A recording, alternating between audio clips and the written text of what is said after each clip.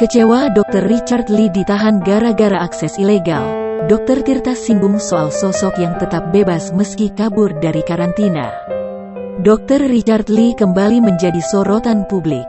Ini bermula dari unggahan Instagram sang istri, Reni Effendi, yang menangis saat tahu Richard Lee terancam hukuman 8 tahun penjara.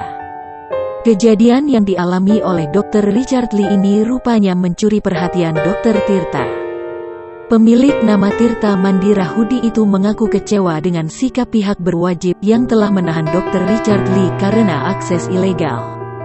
Hal itu diungkapkan Dr. Tirta lewat unggahan Instagramnya pada Selasa tanggal 28 Desember tahun 2021. Tirta mengunggah tangkapan layar artikel berita yang menyebutkan bahwa Richard Lee menyesal telah mengedukasi masyarakat soal produk kecantikan abal-abal.